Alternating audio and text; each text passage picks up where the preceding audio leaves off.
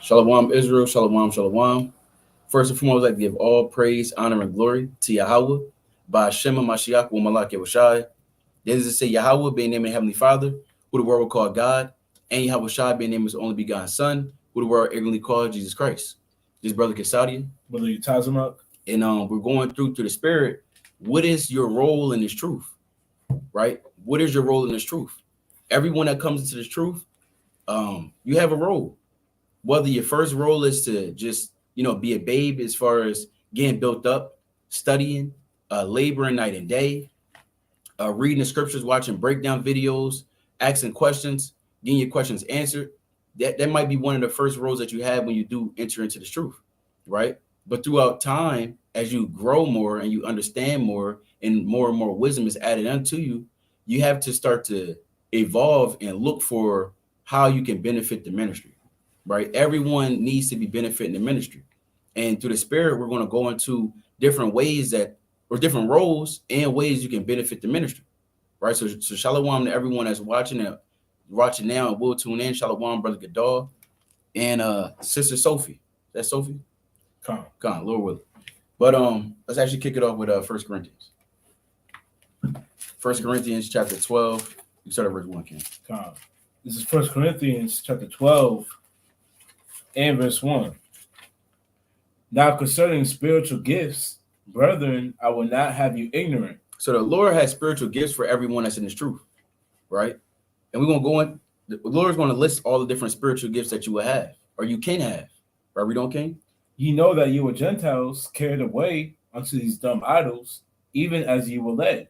Wherefore I give you to understand that no man speaking by the Spirit of Yahweh calleth Yahweh Shai accursed, and that no man can say that Yahweh Shai is the Lord, but by the Holy Ghost. Right. Now there are diversities of gifts. The Lord say? Now there are diversities of gifts. Diversity of gifts, meaning there's different gifts, right? There's different gifts that's mentioned in the Bible. Even when you go, let's go to Romans real quick. Romans chapter 12, verse 4, real quick. We may come back to it, or you may come back to it. I'll go back. This is Romans 12 and 4. For as we have many members in one body, and all members have not the same office. So there's different, it's one body. We're one body in Yahweh by Hashem Yahushai, right? We represent the body of the Lord. Now, with a body, you have different ligaments and different members, you can use that word, of a body. Right. You have a head. The head doesn't do the same thing as a foot. On a foot, you have different toes. The pinky is not the same equivalent as the big toe, nor is the toenail the same equivalent as the skin that's on your body, or the arms or the fingers, or your ears or your eyes or your mouth, your nose, so on and so forth. So there are different things that make up a body. But that's the point. It all makes up a body. It culminates to one entity, so to speak, or one, just again, I use the word body.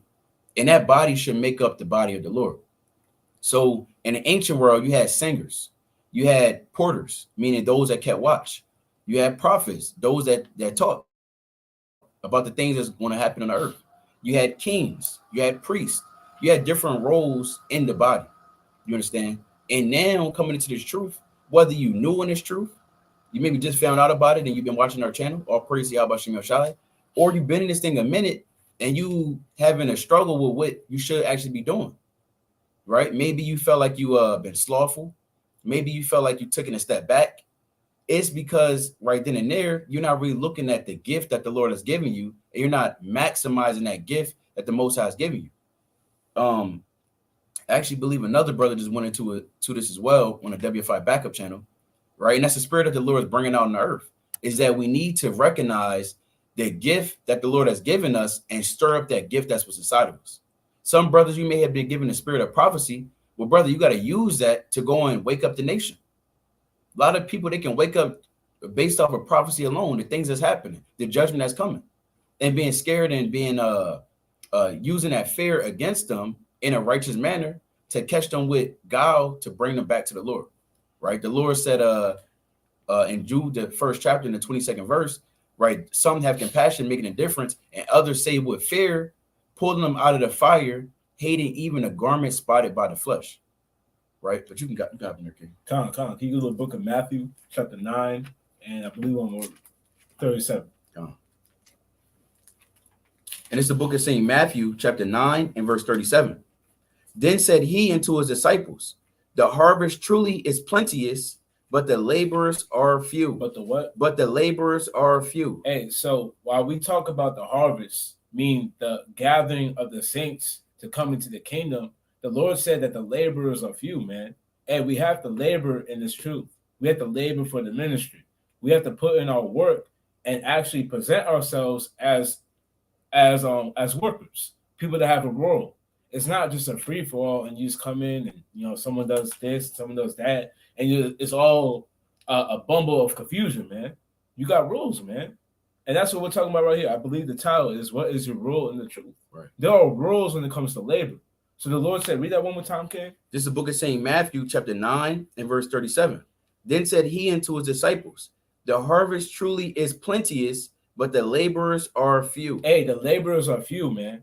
Hey, there's not a lot of people that profess in the name of the Lord on the street, that are behind closed doors doing rightful works and laying up treasures for heaven, man. There's not a lot. The Lord said the laborers are few, but the harvest is truly plentiful. So that means that we have to step in our roles, man. If you're not in a camp, or if you're a brother that's in our camp that are reading this, brother, you have a role, man. Sister, you have a role. Right. And now it's time to step up and face that role, man. Step into your lot. Stop hiding. Stop running away from your lot and running away from the role of doing the work of the Lord, like Jonah did, man. We can't run away like Jonah, because the Lord is going to grab you up, right, and He's going to put you in the role if you don't want to do it, man. If you're lucky enough, man, or He might cast you away. So let's keep reading. I got a quick point, King. Go ahead. I even know a brother, on a physical level, a lot physically was cast, and that brother ran away from his lot. And given that he ran away, the Lord took the spirit from him. So you want to make sure that you're not running away from your lot. Right. You understand? You want to stay in His truth. The Lord, whatever the Lord has given you, you got to take that and magnify it, because it's for the Lord. This is not for man. It's not for a camp, right? You understand? This is for Yahweh Ba'Shem Yahushai, the only true God of earth. And if you truly believe in the Most High, you're going to stand in your lot and you're going to do what you have to do in these last days to magnify the name of Yahweh Ba'Shem Yahushai. You got it, King. Right. And the brother said perfectly, man. He could take your spirit. We're not, like I think I touched on it, we're not Jonah. Not everyone is Jonah, where you can run away and the Lord, he's going to take you up himself, man. Right. We're not Jeremiah, where we say, I don't really want to do it anymore. The Lord tells you got to go do it, man. He puts his word in you as a fire, a fire burning. So we got to stand in our lots and magnify the role that the Lord has put into our mind, into our spirit to do. You can fish out, though, King. Reading on. It says, verse 38, pray ye therefore Yahweh of the harvest, or the Lord of the harvest, that He will send forth laborers into His harvest. So we need more laborers. So now it's time to step into our role, man. Now it's time to figure out what you need to do. Even, like I said, even if you're already in the camp, hey, what's your role in this truth? Who are you? What were you called to do? There are different roles in this truth. There are different things to be done. Not everybody's going to do the same thing. Not everyone's going to really walk in the same way, but there's a way for you to walk in, and the Lord, He gave it to you. He pointed it unto you. Can you go to Romans 12:3 real quick, and then I'm going to pass it off. We can just jump into it. And it's the book of Romans, chapter 12, and verse 3.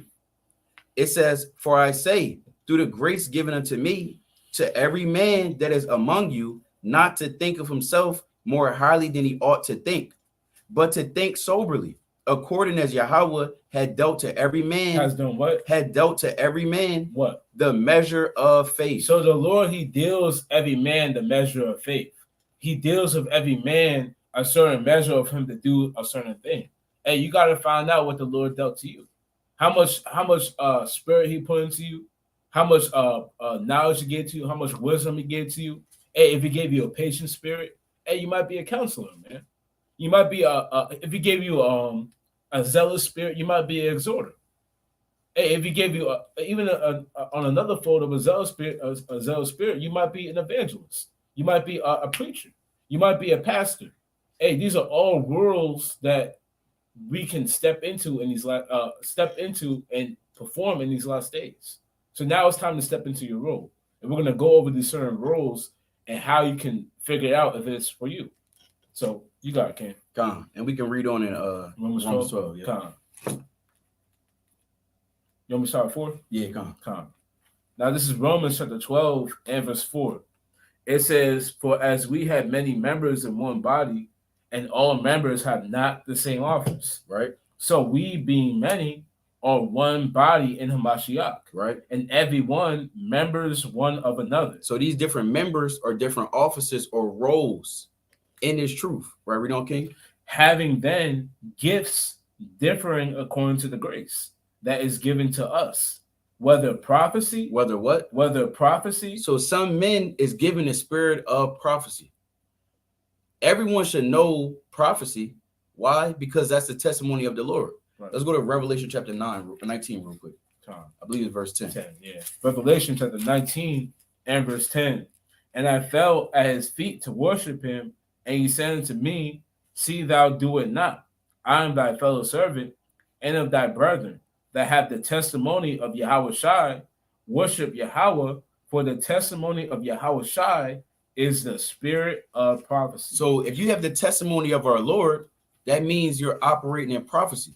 And you got to understand this too. This is one of the main reasons why brothers are going to be taken off the streets. This is other than we believe in Yahweh Shai, and we keep the laws as contrary to the society, us proclaiming what the Lord is going to bring next on the earth, it sets the world and the inhabitants and the rulers of this world at a fence against us. Meaning they don't like that we can proclaim and let the world know what's going to happen next. They may, I believe Trump back in the day, he called us the prophets of doom. Back in like 3 years ago, he had called us the prophets of doom. He said that they call us anarchists.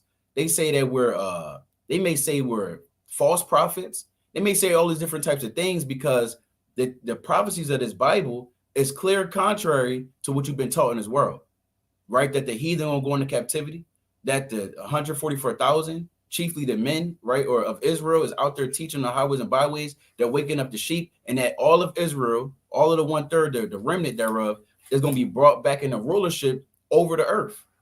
They hate that. That's prophecy. This prophecy that Yahweh Shai is going to crack the sky and come down and destroy all those that haven't been keeping his commandments and all the heathen, right? And we're going to round up a portion of the heathen that's remaining and bring them back to the land of Israel. That's all prophecy. It's prophecy that World War III has to happen. It's prophecy, right, that the lights is going to go out. It's prophecy that nuclear missiles will be launched. Whether these nations try to hold those different things back or not, it's going to happen. Why? Because the Lord said it was going to happen. So that's why they try to paint this as a white man's book, so that we don't wake up to who we are in these last days and start reading about these prophecies. This Bible literally is about prophecies. You understand? So you have to be occupied in them, like it tells you in Sirach 39:1. You have something, King? Come. So the Lord said, let's go back to Romans 12. Yeah, Romans 12. Come. "Having then gifts differing according to the grace that is given to us, whether prophecy, let us prophesy according to the proportion of faith." Right. So the Lord had given certain men the spirit of prophecy, right? And that's a gift, because everyone can't necessarily go into prophecy as far as being able to fully expound on it, but everyone should know what's going on, though. You understand? You should know what's going on and be able to break it down. The Lord actually, let's go to 1 Timothy real quick. 1 Timothy chapter 4 and verse 13. And this is the book of 1 Timothy chapter 4 and verse 13. And it reads, "Till I come, give attendance to reading, to exhortation, to doctrine. Neglect not the gift that is in thee." So the Lord said, don't neglect the gift that was given to you. Every man and woman in this truth, you have a gift in you. Some sisters, you could you know how to sew. That is, we're gonna go into it. There was our foremothers who, that's needed. I don't know how to sew. I'm just straight up say it. All the garments that I ever wore, if you ever see me wear any garments that was sewn by my rib, that is what it is. I don't sew. Do you know how to sew, brother? Wow. We don't know how to sew. So sisters that know how to sew, you need to get in there. We got all these mighty feast days that's coming up. it wouldn't be wise to sit on a gift that could benefit not only your household because it's revenue coming in. That's another source of revenue that you can bring forth in your household. You also giving alms because you're helping out brothers that don't know how to sew, right? Maybe some brothers, maybe they don't have ribs at all, and they have no other option opposed to paying $200+ $300 to someone because they have to ship it across the country.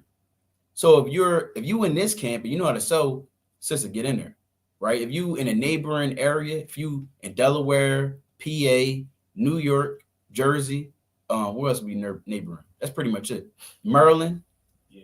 You need to go ahead and get in there, sisters. You understand? But even brothers, if you know how to sew, that's mighty as well. Bring forth those works. But the point of the matter is, the Lord said, don't neglect the gift that's in you, right? Read on, King. Which was given thee by prophecy with the laying on of the hands of the presbytery. Right. So one of the gifts of the Spirit that Timothy has is prophecy. But it's prophetic that the Lord told you that you're going to have different gifts, right? So that's what we're reading about it right now, because the Lord had wrote about it or told us about it. And now what's happening in these last days, that there's different offices and different gifts. That's why you got certain brothers, they know how to make music. And that's a mighty office that was given to us from times of old. And now there's brothers that's able to do so to magnify the Most High, right? You got the brother Steph in the camp. You got the brother Yashar.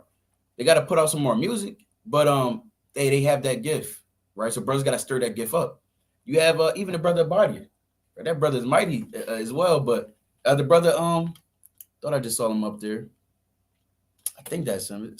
No, that's your hair. Okay, yeah.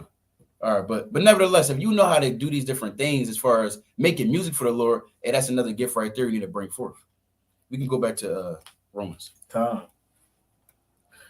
I'm gonna read 6 again. Come. Having then gifts differing according to the grace that is given to us, whether prophecy, let us prophesy according to the proportion of faith, or ministry, let us wait on our ministering, or he that teacheth on teaching. And I want to say this too, because also when you do go into that word prophecy, it means, I'm actually pull it up. I'll pull it up real quick. Oh damn, it's not on this one. It's wrong. Give me 1 second. Let me pull this up. Right, because when you go into that word prophecy, it also means any godly discourse. So, brothers, actually, can you go to 1 Thessalonians real quick, chapter 5 and verse 20? Come. 1 Thessalonians chapter 5 and verse 20. Despise not prophesying. What the Lord say? Despise not prophesying. And the Lord said, don't despise prophesying. Now, when you go into this word, oh, that's the wrong thing. Hold on. When you go into this word prophecy or prophesying, it does mean this. I'm going to show you. Right? So we have prophecy. It says prophecy, a discourse emanating from divine inspiration and declaring the purposes of Yahweh, whether by reproving and admonishing the wicked, or comforting the afflicted, or revealing things hidden. So not only prophecy is not only just revealing the things that's hidden, like going into different parables, going into different breakdowns in Revelation, 2nd Ezra, Jonah, or Joel, I meant to say, Zechariah, the 4th chapter, and countless other different prophecies, Ezekiel, the 38th and 39th chapter, so on and so forth. But it's also, you can admonish the wicked, right? And everyone in its truth, you should know how to correct the wicked. You should. I mean, it's there's milk precepts as well. It says, or comforting the afflicted. You should know how to comfort your brother and sister that's down. So just in general, it's any discourse that emanates from the Most High, right? That's what it means, divine inspiration, right? And then it goes into the different ways. It says especially by foretelling future events. It also says, used in the New Testament of the utterance of Old Testament prophets, of the prediction of events relating to Mashiach's kingdom, its speedy triumph, together with consolations, meaning rewards, and admonitions pertaining to it. So brothers can talk about the different, you can talk about the kingdom. You can go out and teach about the kingdom. Now, we just read in 1 Thessalonians 5 and 20. Let's read it again, King. 1 Thessalonians chapter 5 and verse 20. Despise not prophesying. The Lord told us don't despise it. So if that everyone in this truth, especially you men, we can't say we're not teachers because we have women that we have to teach, right? Or we have wives, or a wife. If you have children, if you hope to have children, you have to be a teacher in some way, some form. You understand? So every man, they may not be able to go. You have to compare yourself to the next man. You just want whatever the Lord's giving you, you want to take that and multiply it. Right. And that's really the goal at the end of this lesson is whatever role the Lord is giving you, you want to take it and multiply it. Continuing on, it says the spirit of prophecy, the divine mind, to which the prophetic faculty is due, right? Of the endowment and speech of the Christian teachers called prophets, right? It says the gifts and utterances of these prophets, especially of the prediction of the works of which set apart to teach the gospel, will accomplish for the kingdom of Hamashiach. So you want to do this to teach the gospel. That's prophesying. You're teaching the gospel. You're teaching there's hope and peace for your people. You can literally just go into the blessings. Deuteronomy, the 28th chapter, verse 1 down to 14, Isaiah chapter 61, Luke, the 4th chapter. You can go from there and watch the spirit work. Then you're going to start thinking about other precepts that link up, right? Maybe we might go into that too, if for brothers that do want to teach some tips that we can give them. But you got to do it. Well, you still on Romans 12 though? No, you continue. You continue on. You can honestly still continue. I'll get there. So I'll start with verse 7. Reading on. Romans chapter 12 and verse 7. Or ministry, let us wait on our ministering, or he that teacheth on teaching. So like the brother said, there's certain gifts. Hey, teaching is one of them. And like the brother, they say every man should be able to teach. Every man. There's always going to be a form of teaching. If you even talk to somebody and break down the curses, you're teaching. Hey, you're counted as a teacher, man. You're not going to have someone come up to you and say, hey, why are you wearing the fringes? And you say nothing. You got your mouth shut. Hey, no, brother, you got to teach that, brother. You got to say, hey, look, these are fringes, man. You pull your Bible, you go to Numbers 15, and you're breaking it down, man. Hey, if you do that, you're a teacher. Let's keep reading. Reading on. Or he that exhorteth on exhortation. On what? On exhortation. So I said before, hey, you might have the spirit to exhort people. Hey, exhorting, that's a mighty thing. Go to Galatians 6 and 1 real quick. And it's the book of Galatians, chapter 6 and verse number 1. Brethren, if a man be overtaken in a fault, ye which are spiritual, restore such in one in the spirit of meekness. Do what? In the spirit of meekness. So the Lord said that a gift and something that we are required to do is to restore people. That's going into exhortating, telling them to continue on, telling them that they can get back up, man, in the spirit of meekness, man. Not all the time you have to get on somebody and just you got your gang on them. Like the brother said before, saving with fear. Hey, sometimes you gotta use compassion. That'll go into exhorting, man. Not gang on that brother said, brother, you're wicked, the Lord's gonna destroy you, but exhorting him. And he got overtaken in the fault, man. Not every brother needs to be just rebuked. Sometimes you gotta restore a brother with meekness and bring that brother up. Hey, that brother, he might have slipped up. He's a consistent brother and he got overtaken in one fault. And you can see that on his countenance that he doesn't need to be rebuked. He needs to be exhorted. Let's finish it out, though. Reading on. Considering thyself, lest thou also be tempted. Okay, so go to Job 16 verse 4. Because you can read this throughout the scripture, man. You had exhorters back in the day. You had exhorters. It's not just in the New Testament, Paul, he came with different ministries and different. No, these offices you can see within the Bible, man. So, yes, the truth needs exhorters. People that can tell people and exhort people to continue in the faith. Hey, if you watch any good, or if you watch a documentary on these so-called leaders, I like heroes and generals, especially how, and there are the other nations, it was the era of conquest. Right. Hey, some of these men. Kings and generals. Oh, it's lucky. Kings, I said heroes and generals. Kings and generals. Hey, some of these Arab leaders, man, they were good with exhorting their armies. And they were saying things. They were saying, look, we're going to ride to our death. We're going to do this. We're going to do that. Hey, these men, they knew how to exhort on a carnal level. Hey, on a spiritual level, we got to be able to exhort our people to continue in the faith, even when we get overtaken in faults, even when we feel like things aren't going that good. Let's read it, King. Reading on. Job 16:4. Yeah, Come. And it's the book of Job, chapter 16 and verse 4. I also speak as ye do. It's like, yeah, I also could speak as ye do.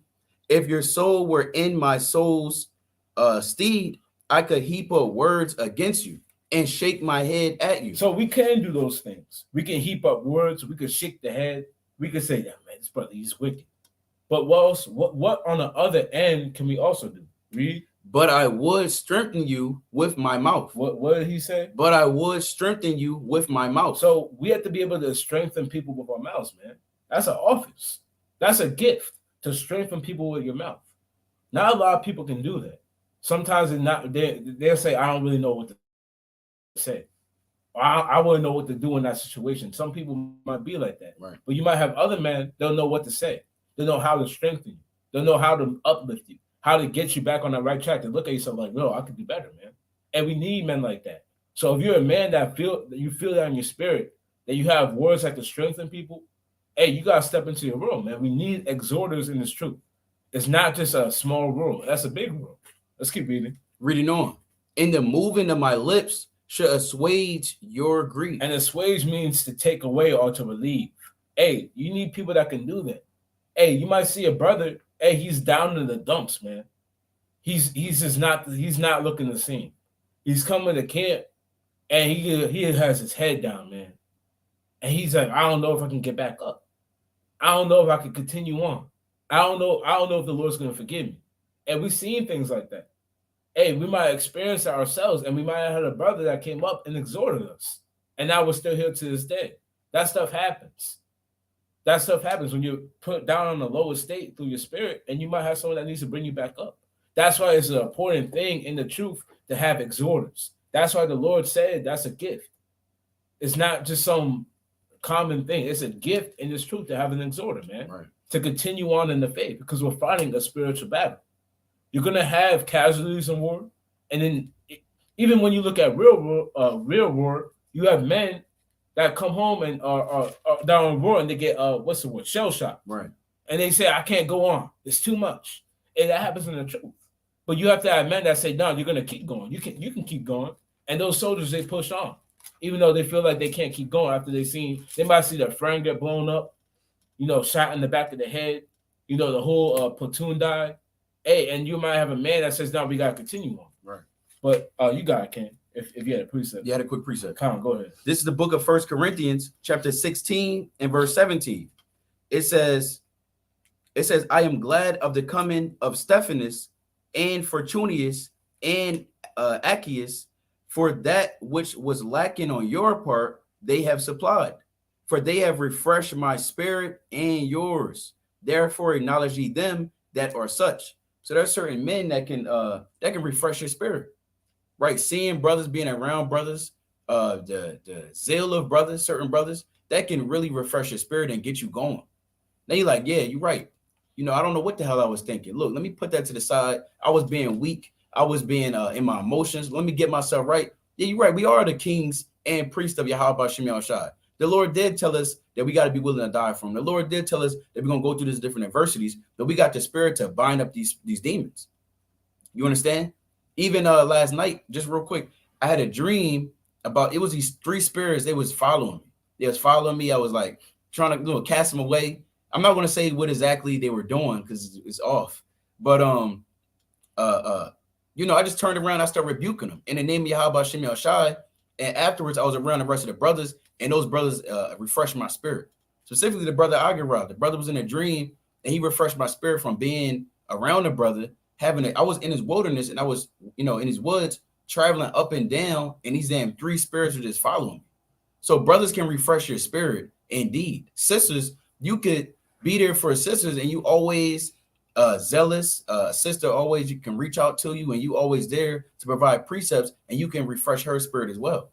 So it's very important to have brothers and sisters in this truth, and that's why I know the time of me first coming into the truth, I wasn't a part of a congregation, but over time, when you do join a congregation, you can see just how beneficial it is, because there are brothers and sisters as like-minded as you that could keep you going, that can exhort you. And it's good to be around a family setting. As we're a nation of men, women, and children, we're a nation of Israelites. We have to be amongst each other and around each other, and those as like-minded. You understand? So that's all I had, King. I just wanted to bring that out real quick. Well, we can continue on in Romans 12. Come. Real quick, let me get some water. You're okay. It's lucky. And it's the book of, you want to start at 7 again? Where we left off. Just the book of Romans, chapter 12, and verse number 8. Or he that exhorteth on exhortation, he that giveth, let him do it with simplicity. Hey, even giving, and you can lay it down, but we're gonna go on the alms level. Hey, even giving alms, that's a gift in itself, man. Hey, can you go to Luke 21 and verse 1? Right. Hey, we can read about the account. Say, hey, Yahweh Shai, he acknowledged men and women giving on a level as he would as someone that went out and gave the good news, was preaching the gospel. This is a mighty act. Let's read it, Ken.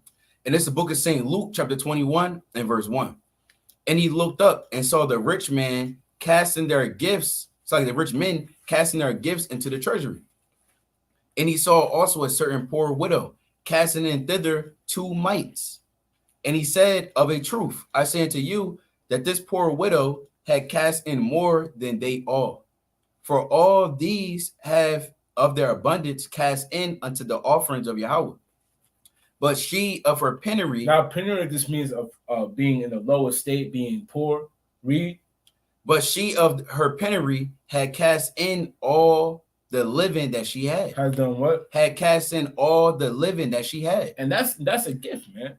To be able to cast away all that you have, giving up more than really that you. Well, what's the word? There's a word or a phrase, but she casted in more than she needed to, more than she had, and she gave away a lot to the point that Yahweh Shah, he realized it, man, right. And he recognized it. You had rich men that were casting in. They were kind of throwing away, like, let's just say if you took $1 away from $1 million, or took $1 away from a stack of 1,000. Hey, they were casting that away. But this woman, she gave all that she had, man. Hey, if you're a man or a woman that is able to give all that they have, and we're not just talking about money, because I believe we went into another lesson, man. Tobit was giving alms by burying dead bodies, man.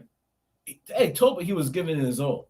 Hey, you might be a man or a woman on a level that will be able to give all that they have in doing mighty works, man.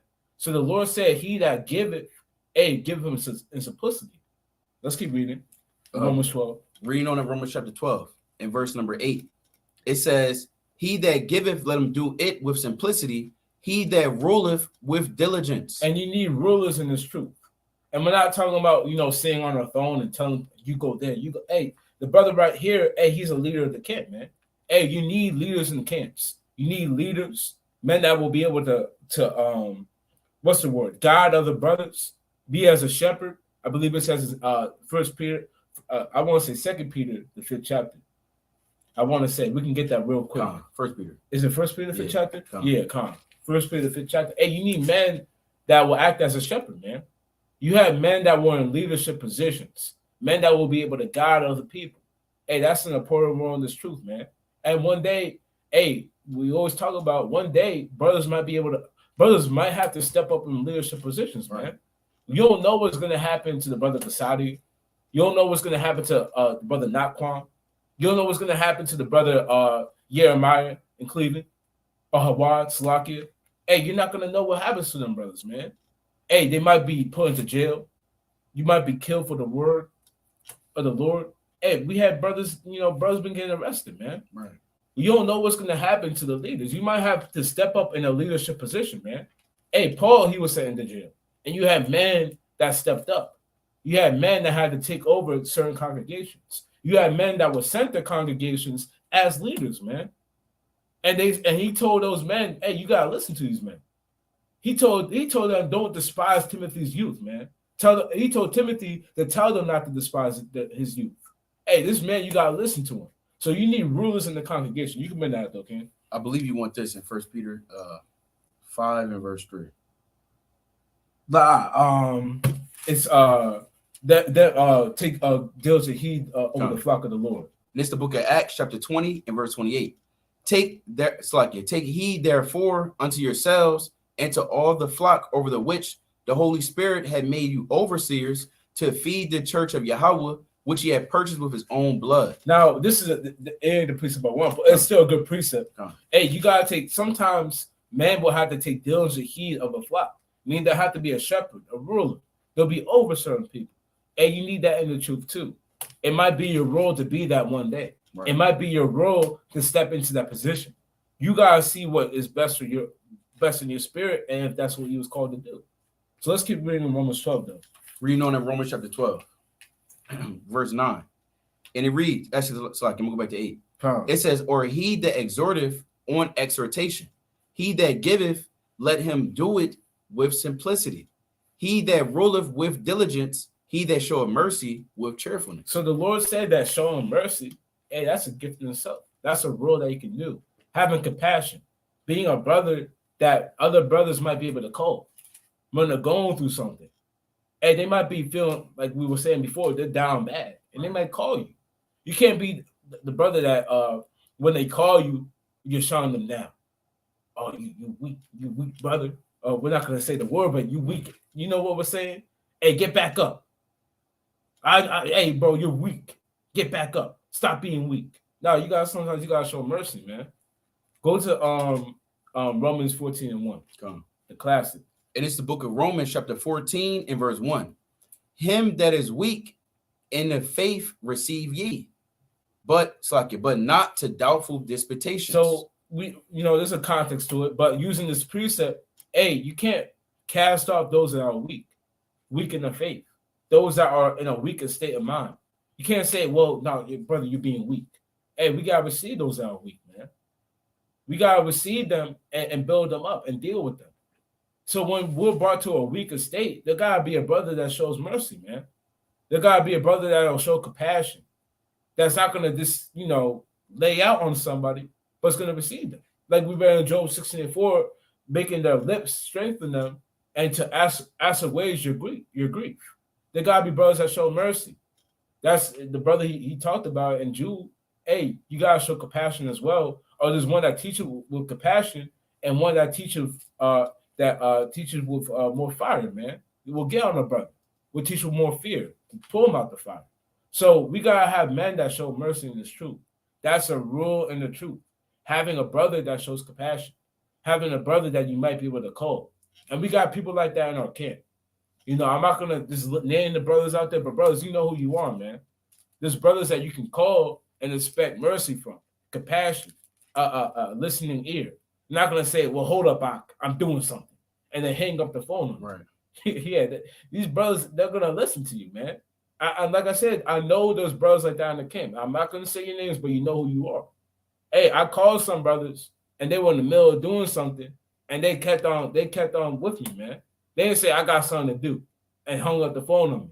They were damn near doing what they were doing. Oh, they put to the side, man. There's brothers like that. So yeah, brother, that might be your role, to show compassion and show mercy. Those are rules and gifts that brothers gotta start using and establishing a role with, knowing what you're doing. But I believe that's all we want in Romans 12. You can get in there, Ken. There's what's more in Romans 12? But there's more? Yeah, I want to go to 1 Corinthians 12. Go ahead. I got it. Hold on. 1 Corinthians 12, and you can go to 9. 1 Corinthians chapter 12 and verse 9. It says, and he said unto me, my grace is sufficient for thee. It's like 1 Corinthians. Oh, sorry, I'm a second. My bad. That's on me. 1 Corinthians chapter 12 and verse 9. It says, to another, faith by the same Spirit. To another, their gifts of healing by the same Spirit. Right. So there's there's brothers that I know specifically in this camp, in this congregation, right? We have some brothers in VA, right? The brother Yashar in VA, some brothers over here in New York as well, that knows how to go into the role of an apothecary, right? Understanding certain herbs, and when brothers are maybe sick, right, to help heal that brother. Maybe he has different infirmities. That's an office and a gift of his own. You understand? That's a lot of the things that, like we said, we had apothecaries, even priests in the ancient world that will be able to subscribe certain of these things to Israel, and herbs and different things that you can use to benefit your physical body. Hey, that's what you need in this truth. On a spiritual level, you can heal a brother's soul.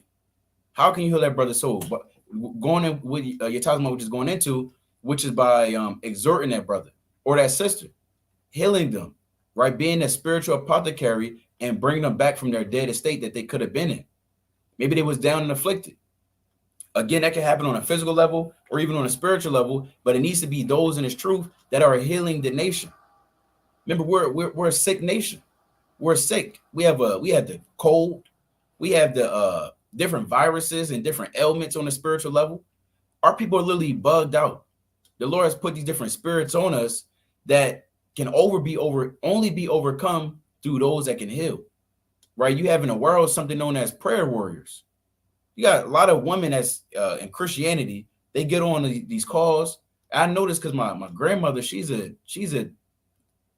quote unquote minister, right? She teaches in the Christian church, but she has different lines where women that she know, they will get on this line and they will all just pray for one another. Hey, sisters in this truth, imagine if every Shabbat at 3 p.m. y'all was on the phone together and y'all was praying for all the different brothers and praying for the nation as a whole, praying for the leaders, praying for the soldiers, praying for those that's coming into the truth, praying for one another. Imagine how much great good that could actually be done and how much healing of the nation you could actually do. Women by nature, you're compassionate, right? You're caring. That's what the Lord has made you mothers. To be a mother, you got to know how to swaddle. You got to know how to comfort, how to be there, how to be gentle, how to be compassionate. And those things are beneficial for the body as well. You can continue on, King. To another, the working of miracles. And right now, we're not in the spirit of being able to do physical miracles as far as turning water into wine. That's what Yahweh Shai did. Right. Some apostles, they was able to do certain things. Paul, Peter, even Elijah. When you read the book of 1st and 2nd Kings. Right. So those men that were doing those things, but you going out and giving alms to the sick of your people who may have thought they didn't have no food for that night, and that's a miracle in itself, because now through the spirit and power of Yahweh Shem Shai, you're able to help that brother or sister that's at a lower state and bring forth a work, a miracle for them. All praise Yahweh Shem Shai. You can read on, King. To another, the working of miracles. To another, prophecy. To another, discerning of spirits. That's a gift. There's brothers that just can perceive as a spirit. Like, nah, that's a demon. Like, immediately, though, it's a demon. And brothers that have that gift, you got to use that, especially, let's say we had Ken. Someone's coming up. You got to be able to discern, especially, I'll say this. As a teacher, you should be praying to the Most High that you have discernment. You have to pray to the Lord that you get discernment. Because as a teacher, you got to know if someone's trying to confound you, if someone is being sincere. You don't want to jump the gun. You want to show mercy. Maybe even leaders, you got to have that spirit of discernment, because you may be called on certain councils. You have to know how to discern things. You got to know how discern what spirit a person is in. That comes with having knowledge, right? Knowing, applying those different things. It really comes with the wisdom, right? Being around a little bit in this truth or even in this world to acquire that experience to be able to discern certain things. Right? Read on, King. To another, diverse kinds of tongues. Well, you read on. To another, the interpretation of tongues. So diverse kinds of tongues. A tongue is a language, right? It's a language. And to be able to go into different languages, we harp on that often, especially in this camp, because there's brothers who can speak fluent Spanish. Right. Whether it's Northern Kingdom, right? A lot of Northern Kingdom brothers we really have no Northern Kingdom in Jersey, Philly. They all departed and they in New York. But brothers know who they are. They probably watching. Yeah, but, they there. Vigilantes. Yeah, see that? And real quick, if you're so-called Hispanic, you're Israelite from the northern tribes, we have a WFI Vigilante channel. It's breakdowns, street lessons in Spanish. So definitely, or maybe you know someone that you're trying to reach, or you just know someone you want to, maybe a friend or a family member of the world. Subscribe to the WFI Vigilante Israel channel, which means Watchmen of Israel. You might want to show it. Yeah, I'm actually these brothers. Through the spirit and power of Yahweh Shemel Shai, we're gonna continue to grow this channel as well. So definitely, I may lead us up there for a quick second, right? But to be able to go into different tongues is very expedient and very influential in waking up the rest of the tribes. It is not just Spanish or English. You have French. To be able to go into French and Creole. Imagine there's lessons. You can go, someone that's over in Haiti or some parts of the islands, or even in France, that's scrolling on YouTube and they seeing a brother do a breakdown video in French or in Creole. Imagine how much more people we can actually wake up if we utilize our talents. Maybe you know that speaks Portuguese. A lot of our people was grabbed up in 1491 and 1492 over here in the Americas and brought over to Portugal and Spain. Lessons and breakdown videos of our brothers teaching the word in Spanish, in Portuguese, in French, in Creole, in German, in these different languages, right, is definitely going to wake up the rest of the sheep, because the sheep is just not over here in America, right? Let's read on, King.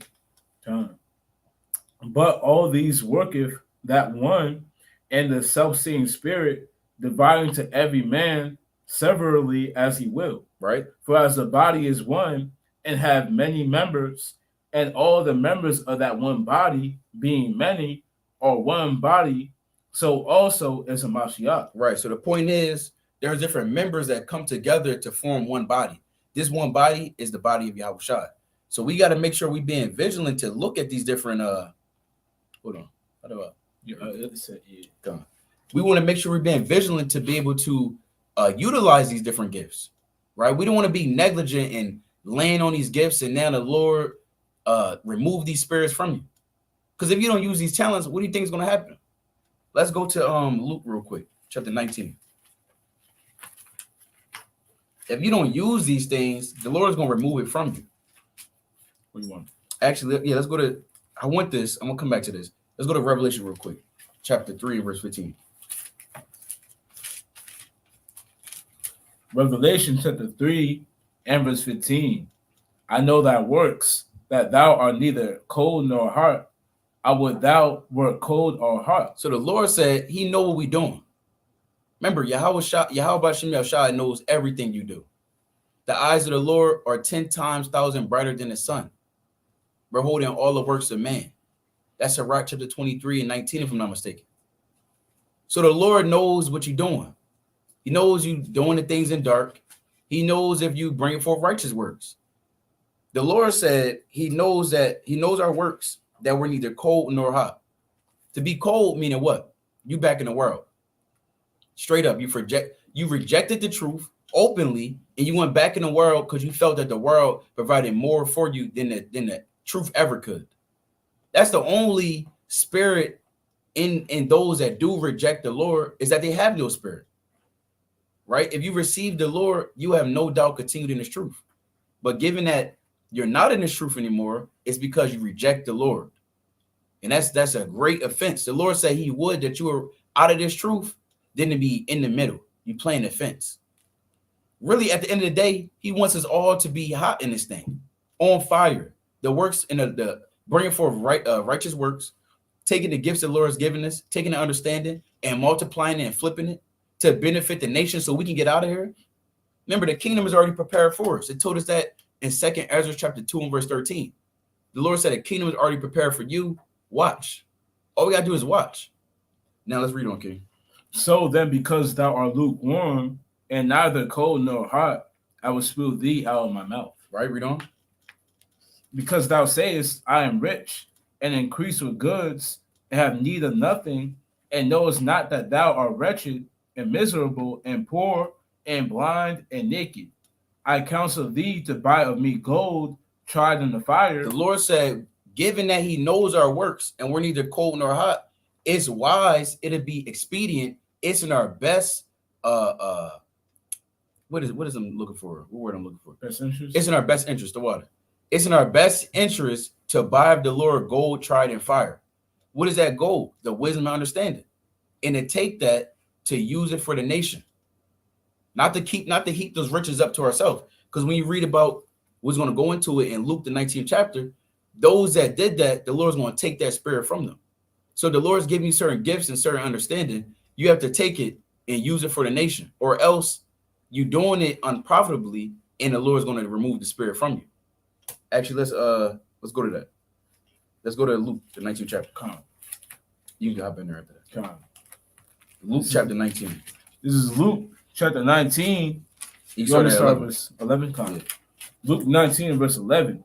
And as they heard these things, he added and spake a parable, because he was nigh to Jerusalem, and because they thought that the kingdom of Yahweh should immediately appear. So this understanding, this parable is given to us because at the time the apostles thought that the kingdom of heaven will come immediately. The Lord's going to tell you how the kingdom of heaven comes about. Remember, the kingdom of heaven is not going to come out of the sky. Let's go to Luke chapter 19 real quick. It's like it, Luke 17 and 20. Luke 17 and verse 20. And when he was demanded of the Pharisees when the kingdom of Yahweh should come, he answered them and said, the kingdom of Yahweh cometh not with observation. Right, so you just sitting alone and you just playing the fence. I know there are certain people that's in the truth that just play their fence. Or I'm just sitting right here. I don't want to do much more. I don't want to do much less. I'm just sit right here and whatever I have. You should aspire to want to do more because you're not doing it for man. You shouldn't be doing it for man. You should be doing it for the Most High. Again, this, like we started off the lesson, this is to magnify the Most High and to bring forth his name in the earth. In the different gifts the Lord is giving you, take them and multiply them. When you multiply something, if you take 2 and you multiply it by 2, then it grows. It goes from 2 to 4, 4 to 8, 8 to 16, 16 to 32, 32 to 64, on and on and on and on. We're not going to run through the whole periodic table, but that was in 3rd grade. We learned multiplication. Might have been 2nd grade. No, 2nd grade is probably addition, right? Addition, subtraction. Man. Multiplication had to be 3rd grade. And multiplication, division, 3rd grade. You kind of got into algebra a little bit in the 5th, 6th grade. 6th grade, yeah. Yeah, 6th grade. Yeah. But the point of the matter is, right? You have to take what the Lord is giving you and multiply them. So the Lord said the kingdom of heaven is not going to come with observation, meaning you just sitting around and it's going to fall out the sky. But what? Neither shall they say, lo here, or lo there, for behold, the kingdom of God is within you. The Lord said the kingdom of God is within you, meaning you have to bring it out. We are the kingdom of the Most High. But as you're building up anything, sometimes certain bricks fall away, sometimes certain walls fall down. Those that fall down, they have to be casted aside and they're going to be brushed by. But to build it up, meaning you have to take everything in you to continue to magnify and put one brick and another brother comes over, he puts a brick, and lo and behold, now you have a wall built. Now you got the north wall built. Now you got the south wall, the west wall, the east wall. Now you got the temple being built. Now you got the cities being built. You understand? And slowly but surely, the kingdom of God is built back up. But you need, like the time I went into, we need laborers to do that. You got to want to labor. You got to want to do this for the Lord. You got to put, at the end of the day, them bills, they always going to be there. America's $37 trillion in debt. They're in debt. You can't worry about them bills and worry about this world and worry about finances and let that overthrow you. Trust and believe it can. I've been there, right? It happens, it's a very recurrent thing you have to worry about. But you got to cast those words upon the Lord, right? And put them to the side and magnify the name of the Most High. I want to go back to Luke real quick. Unless you ask me. I'm still there. Luke 19. Luke 19 and verse 12. Oh, you want me to say 11 again? 12. 12. He said, therefore, a certain nobleman went into a far country to receive for himself a kingdom and to return. And he called his 10 servants and delivered them 10 pounds and said unto them, occupy till I come. So we went into this parable on the same channel.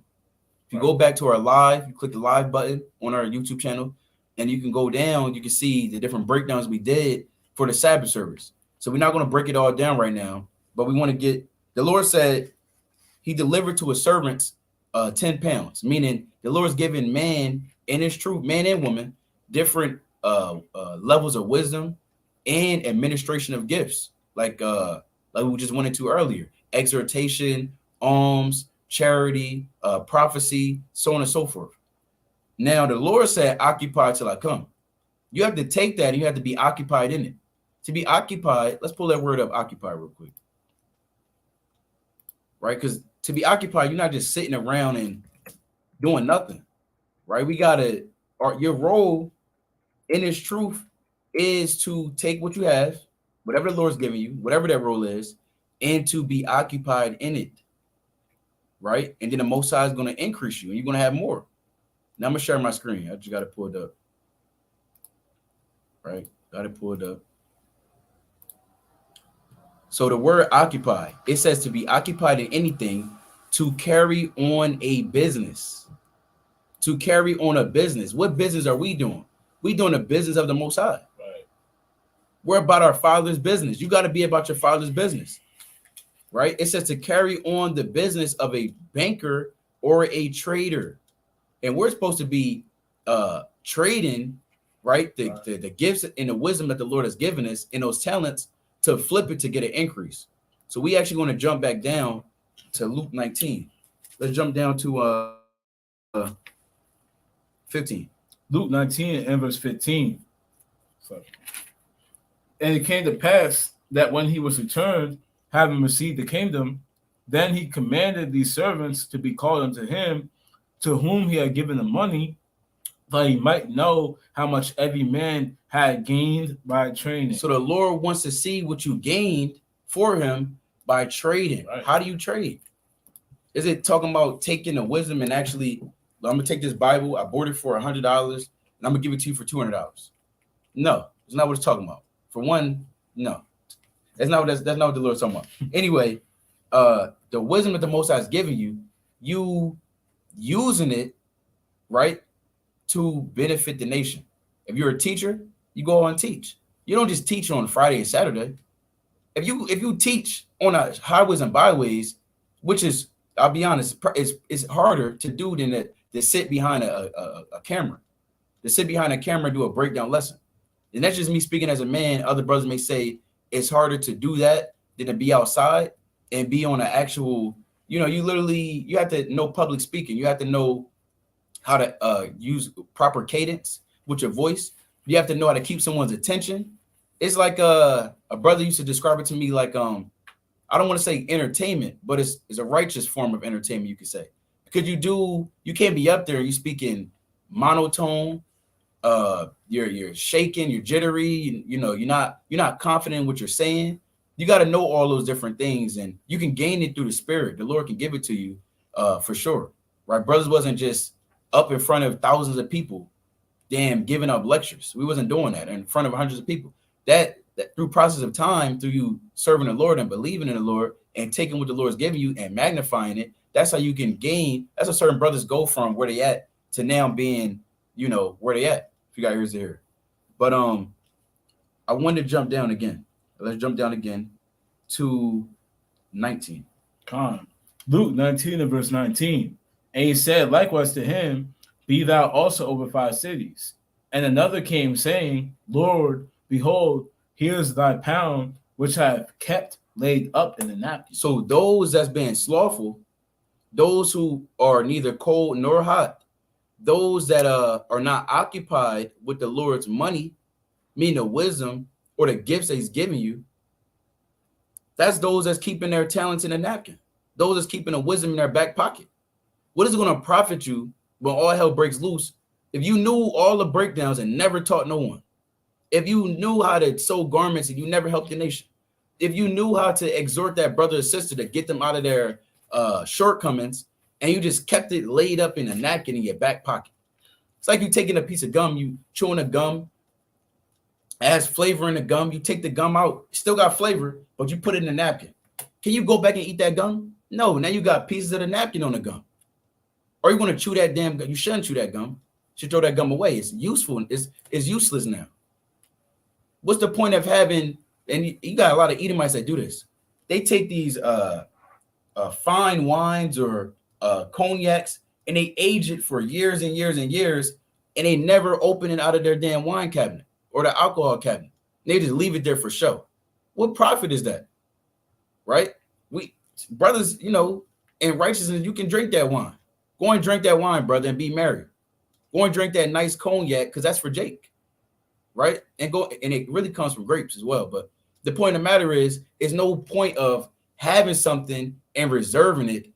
What are you reserving it for when we know we're in the end of the world? We in the end of the world right now. Someone had put this. Now I don't know if they are they scoffing? Oh, they scoffing. Yeah. Never mind. They're scoffing. Yeah. Never mind. But I'll say this. Right through the spirit and power of Yahweh Shai's kingdom is here. Right? It says it's here now, and we are free. Free from what? She said, just scoffing. Tourist about scoffer. Hey, come to 10th and Market Street, right in front of H&M, and we can deal with your questions in a proper manner. But nevertheless, the Lord said, don't keep those different talents hid up in a napkin, because it's going to be unprofitable. You understand? So Most High willing, you stir that gift up that you have and use it for the nation. You got to keep. Come on, go to Job 15:8 real quick. Real quick. You know, because now it's not the time to be restraining what the Lord gave to yourself, man. That's right. Wicked. It's wicked. And it's the book of Job, chapter 15 and verse 8. Has thou heard the secret of Yahweh? And we all heard the secret of Yahweh. We all have the secret. We all know what's going on. So keep reading. Reading on. It says, has thou heard the secret of Yahweh?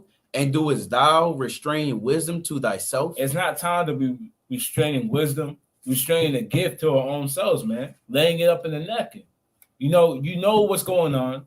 You know the break down to Deuteronomy 28. Hey, you know that you can exhort people. Hey, you know you have the gift of prophecy. Hey, you know that you have a zealous spirit to do the work. But you're sitting at home observing the kingdom of the Lord, man. You're just observing it, man, on the couch. You're being a couch potato and you say, well, the kingdom's going to come soon. Right. I can't wait. While eating potato chips, man. Gaining weight. Brother, go outside and do the work of the Lord, man. That's how this truth should have you feel it, man. That you got to put in more work. It's not time to be observing the kingdom of the Lord from your home. Just observing. You see all the brothers go out. Yeah, he's mighty. He's bringing it out. And you've been at home all damn day, man. Go out and do the work. Right. It's time to do that, man. We brought it out. Amen. The harvest is truly plentiful, man. There's a lot of work to be done. There's a lot of rules to fit. Can you go to Ephesians 4:11 real quick? And we're gonna touch on some of them. Ephesians 4:11. We touched on a lot of gifts. Hey, but there are actual roles and offices. Ephesians 4:11. And it's the book of Ephesians chapter 4 and verse 11. And he gave some apostles and some prophets. So the Lord, he gave some people to be apostles and some prophets. Like we was going into, man. Slaki, hold Sirach 6 and 35. Like we was going into, prophets can be those that engage in godly discourse. Though, obviously breaking down things that are going to happen in end times, prophetic events, but also, like we said, entertaining yourself in godly discourse. Hey, that's a gift in itself, man. There are brothers that I could attest to that you could talk to about godly discourse, about things that might happen in the kingdom. Hey, things that are going. How do you think this is going to play out in the world, man? Hey, entertaining in that and talking about that, that's a gift in itself. Not everyone can really go into that. Not everybody. That's a gift in itself. Go to Sirach 6 and 35. And it's the book of Sirach, chapter 6 and verse 35. Be willing to hear every godly discourse. So the Lord said we have to be willing to hear godly discourse. Meaning we got to be willing to go into it. That's a gift in itself. It's not saying, well, I don't talk about the Bible. I don't get into. You're a Jake that says that. I don't get into religion. Right. I don't get into that. Hey, that's a Jake being ignorant. But hey, look, like we said, it's a gift, man. It's a gift to be willing to hear every godly discourse and participate in. Hey, that's being a prophet in itself, man, or prophesying in itself. Finish it out though. And let not the parables of understanding escape thee. And the Lord said, don't let parables of understanding escape you. So don't forsake this gift that you was given. Every brother that I know that's up here in camp, they can entertain themselves in godly discourse. Every brother. I talked to every single brother about something that has to do with the Bible, and you were able to entertain yourself in it. So I know every brother can do that. So don't forsake that gift. Don't be the brother that says, I don't talk about the Bible no more. Mm-hmm. You only come up to the feast days to eat. As soon as the brother say, yo, you trying to get the God? No. Let's talk about football. Those brothers. Yeah. Let's talk about football. Say, I'm not talking about the Bible no more. I'm not going into this anymore. Hey, don't be that type of brother, man. Hey, get into godly discourse. And I know, like I said, every brother is able to do that. There's not one brother in our camp that I can't say I haven't talked to the Bible about. Not one brother. I've talked to every single brother and seen brothers talk about the Bible. So don't forsake that. That's a gift in itself. And an office as well. We're all prophets. When we come out here, whether you taught or not, you are still a prophet. Whether you talk to someone, handing them a flyer and say, we got to repent, you're a prophet, man. You're telling a brother he has to repent before he gets destroyed, man. You're prophesying. You're entertaining yourself in godly discourse. So yes, brother, you are a prophet. Let's keep reading. Reading on. And if thou seest a man of understanding. It's lucky. Back to Ephesians 4. And this is Ephesians chapter 4 and verse 11. And it's like it. And he gave some apostles and some prophets and some evangelists. And some what? And some evangelists. Now, an evangelist, we're going to actually pull up the word if you can, Cam. Oh, I got you. Yeah. An evangelist will be someone that just spreads the good news, man. We're gonna read it. So, brother, every brother is an evangelist, man. Every brother. I'm sure that you talked to your a family member, a co-worker, and told them that we're the Israelites. And if you haven't done it, you talk to someone on the street. Every single brother, man. And every single sister, too, watching this video. And if you haven't, then you're going off. If you haven't told nobody the good news, like it tells you and like it tells you to do it, like it says in Isaiah 61 and verse 1. We preach good tidings, man. Right. So here's an evangelist. It comes from the word. Well, you have to do all that. Come on. It says a bringer of good tidings. A what? A bringer of good tidings. So a bringer of good tidings is an evangelist, man. Hey, go to Acts 21 and verse 8. This is an actual rule that was in that was in the scriptures, man. Being a bringer of good tidings, talking about the doctrine of Yahweh Shah. That's a bringer of good tidings. Go to Acts 21 and verse 8, I believe. And it's the book of Acts, chapter 21 and verse 8. And this is talking about Philip. And the next day, we that were of Paul's company departed and came into Caesarea, and we entered into the house of Philip, the evangelist. The what? The evangelist. So this is an actual rule. A man that was set out to bring out good tidings. Like I said, you can go to Isaiah 61 and verse 1. Hey, they'll call Isaiah an evangelist. Why? Because he was sent to preach good tidings. He tells you that in Isaiah the 61st chapter. Not only was he a prophet, but he was also an evangelist, sent to bring out the gospel. You can read Luke the 1st chapter when they were preaching the gospel. Luke 1:68 all the way down, man. That's a bringer of good tidings. So, brother, if you brought out Deuteronomy 7 and 6 to somebody and tell them that they're the chosen people, hey, you're an evangelist, man. Hey, you're lifting up the heads that are brought down low. You're bringing the word to the meek, those that are humble, those that are in a poor estate. You're working the work of an evangelist, bringing the doctrine of Yahweh Shah, that if we have faith in him and repent, we have the kingdom of heaven. So you have evangelists, that's a role in itself, man. So yes, brother, you gotta come to camp. You gotta come to camp and hand out flyers, tell people what's going on. Hey, that might be your role, man, to just bring good news to people. That's a role in itself. So let's keep reading. Continuing on.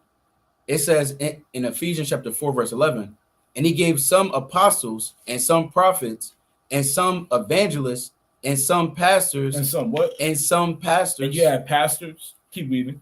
And some, and teachers. And what? And teachers. And teachers, man. You have brothers that are set up to teach.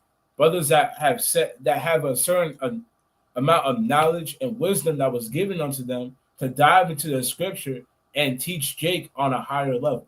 You know, you might have brothers that were set up to teach over multiple people. like what's the word?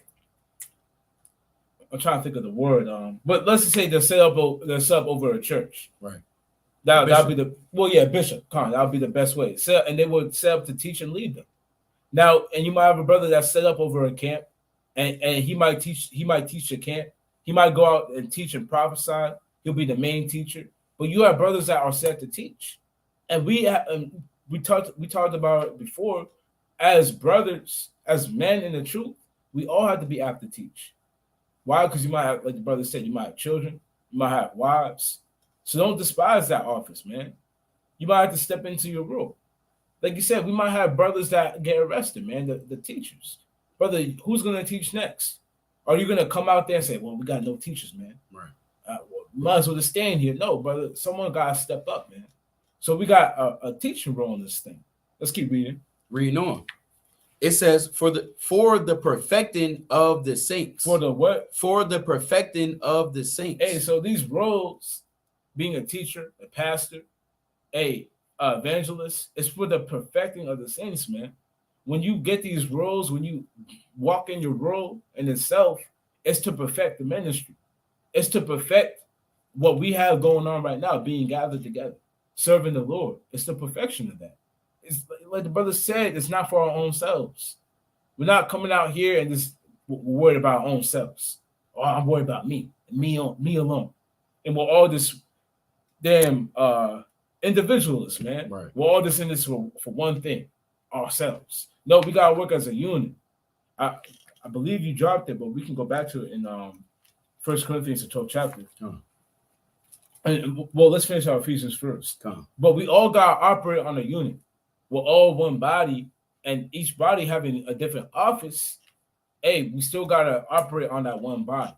We all gotta walk in a world that was given to us by the Most High Yahweh Shem Yahushua. So let's keep reading. For the perfecting of the saints, for the work of the ministry, for the edifying of the body of Hamashiach. For the what? For the edifying of the body of Hamashiach. And this is also for the edifying of the body, man. When we walk in these roles, man, when we're organized, when each brother has a role that he's fitting, not just having, like I said before, a free-for-all, man. This brother, he's over here, he's over there. He don't know what to do. He's just standing there. Brother, we gotta be organized, brothers. Sisters, you gotta be organizing yourself as well, man. Hey, you gotta be able to lay up. There's a phrase for it, but you gotta put in your I want to say your not 2 cents, but your work. A brick. Yeah, you gotta put put your brick in. You gotta put your own brick in, man. You gotta bring something to the table that you know how to bring to the table, right, that the Lord set up for you to do. Is there more on that, King? I got a quick precept. Okay, come. This is the book of Philippians, chapter 2 and verse 12. It says, wherefore, my beloved, as ye have always obeyed, not as in my presence only, but now much more in my absence, work out your own salvation with fear and trembling. For it is Yahweh which worketh in you to both will and to do of his good pleasure. Right, so you want to put in, like the brother's going into, putting in your brick. You want to do so because if you're not bringing in works, you can't just expect that, oh yeah, I'm a part of this congregation, so I'm going to get brothers in a certain congregation. If they get delivered, they make it to the kingdom just because you were there, you were tagging along. You got a lot of hype men that follow these rappers and entertainers. They're just there. Maybe they on payroll or whatever. They just there, but they got to put their own brick in. This ain't that type of game. It's not that everybody here has to do something.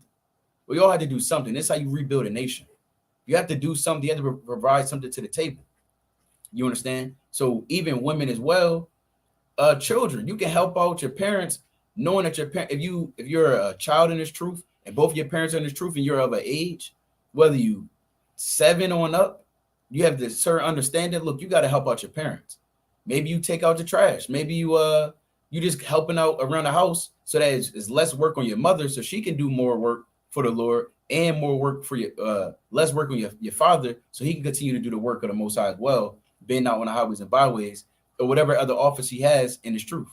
You got it, okay? Calm. So I believe that called 1 Corinthians 12. 12. And I want to start where you left off. 11 or maybe 12. Well, let me see myself. I might want to go down a little bit further. Con, yeah, you start at verse 12. Come. This is 1 Corinthians chapter 12 and verse 12. For as the body is one and had many members, and all the members of that one body, being many, are one body, so also is Hamashiach. So we have many members. We have brothers all over. Even talking about WFI in general, not just WFI Jersey, Philly. We got brothers all from all around. Hey, but we're all one body. Right. We all got rules to fit. And that's why, through the Spirit, the brothers, they raised up rules, man. You got the priest, you got the scribe, and you got the recorder, I believe. That's the official name, the recorder. You got the leadership. You got, what's the other rules, Ken? You have master of feasts. Right, historian department. Historian department. Hey, so we got rules in this thing, man. Hey, so we're all many members. We're all one body, but we have many members. Now let's jump down to, I want to say, verse 14. Verse 14. For the body is not one member, but many. If the foot shall say, because I am not the hand, I am not of the body. And that's what might come in some people's mind, man. And you might start, like the brother, I believe he said, comparing themselves to another man. Right. Saying, because I'm not the hand, that I'm not a part of the body. Hey, the foot might say that. Brother, you might be a foot. And you got to rock in that role, man. Right. You have to. Why? Because the Lord, he made you the foot. He made you to be the foot. And you might say, well, because I'm not the hand, I'm not doing too much. Man, the hand, he's picking this up and he's moving this around and he's riding right here. All I do is stand, walk on the floor, man, touch the ground. But brother, you're still mighty, man. Why? Because without the foot, that body can't move. It can't move. It can't go nowhere. It can't stand up. It can't stand. You have no balance, man. I believe there's a certain part of the body that's real small. I believe it's a pinky toe. If you remove the pinky toe, I believe you lose balance. Yeah, you can. That's when you have 5 toes on both feet for a reason. But is it the pinky toe? I don't know if you know. I think it's the smallest.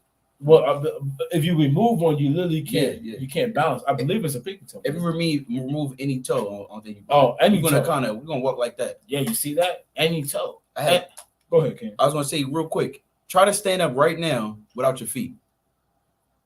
Right. Let's continue. Right. So, hey man, if you're a foot, you're important, man. You might feel like your role isn't important, right? Because you might be feeling like, and we're using similes here, but you might say all I do is walk all day, all I do is touch the ground all day as a foot. Hey, but like the brother said, how are you gonna be able to get up without the foot? How are you gonna be able to do it? You might not be able to write with your foot. You might not be able to type on the computer with your foot, but how are you gonna walk with it or walk without it? You can't. So being a foot in this thing, and like I said, you got put this in your own terms, think spiritually. But being in the foot in this thing is important. You can't say because I'm not the hand, I'm not a part of the body. Right. You are a part of the body. You have a role in itself, so you gotta walk in it. Let's finish it out, King. Continuing on, it says, "Because I am not the hand, I am not of the body. Is it therefore not of the body? And if the ear shall say, because I am not the if the ear shall say, because I am not the eye, I am not of the body, is it therefore not of the body?" Now the ear, it might say, well, I'm not seeing things. I'm not as important as the eye. Some people, they might say, I'd rather be deaf than blind. Right. And they might say the ear is not that important. Hey, there was little discussions about that. Would you rather be deaf or blind? Right. We had, I've been a part of those type of discussions. Hey, but the Lord said the ear is very important. Hey, losing your hearing is a big thing. It's a big thing.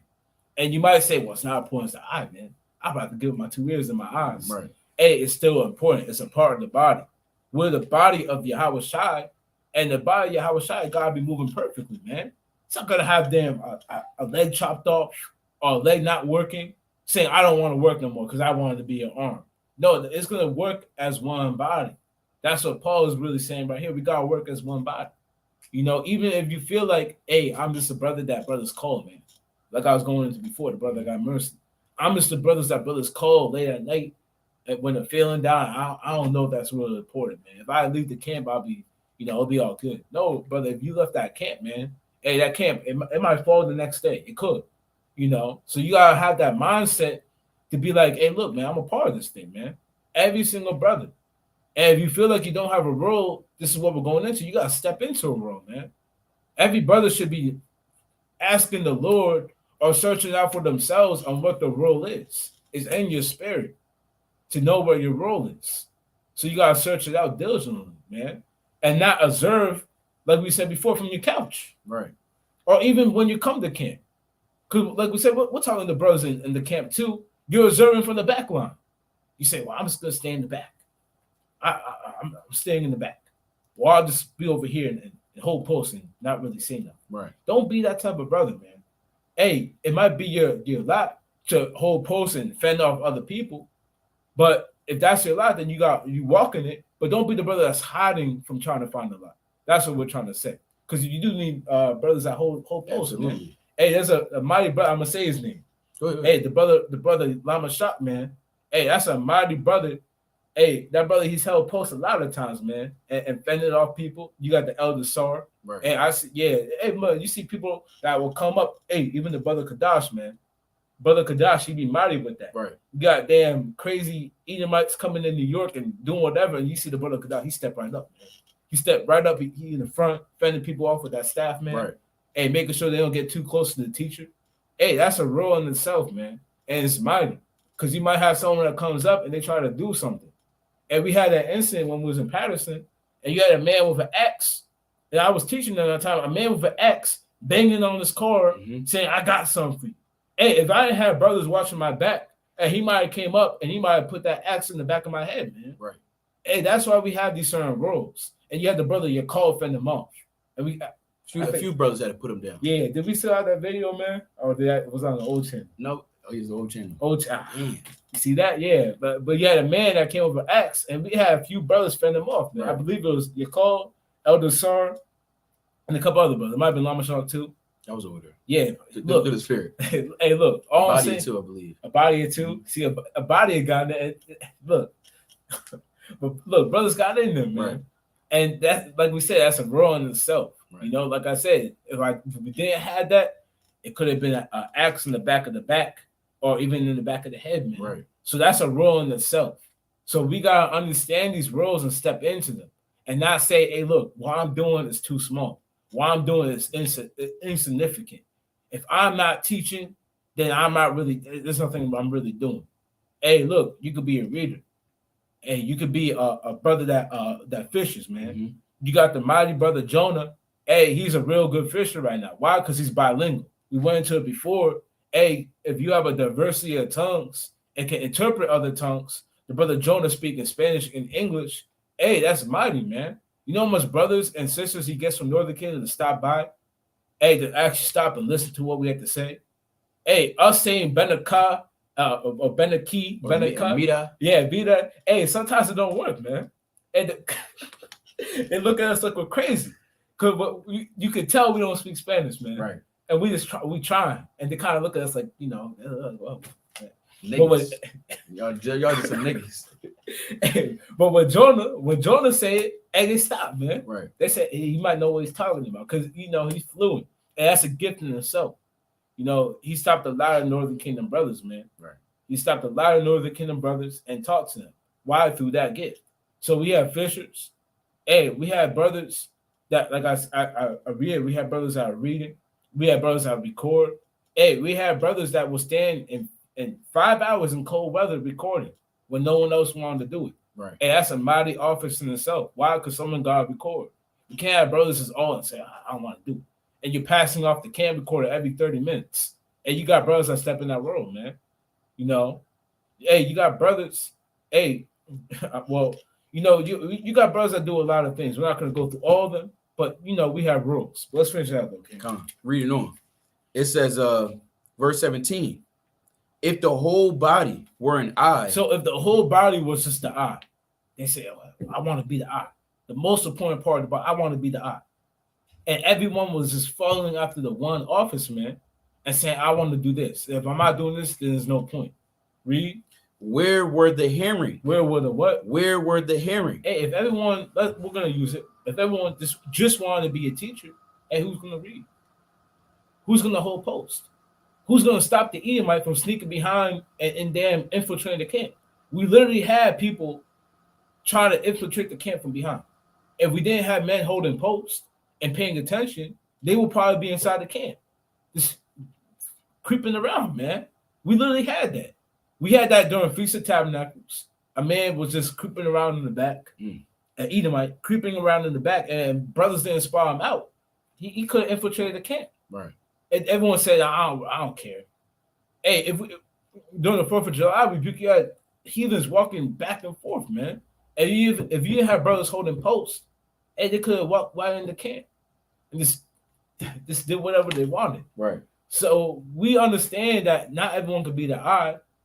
There's got to be other people. There got to be other roles that people fit. There's a lot of other roles you can fit. Don't think that you just have to be the eye. We need the hearing. Hey, we need the walking.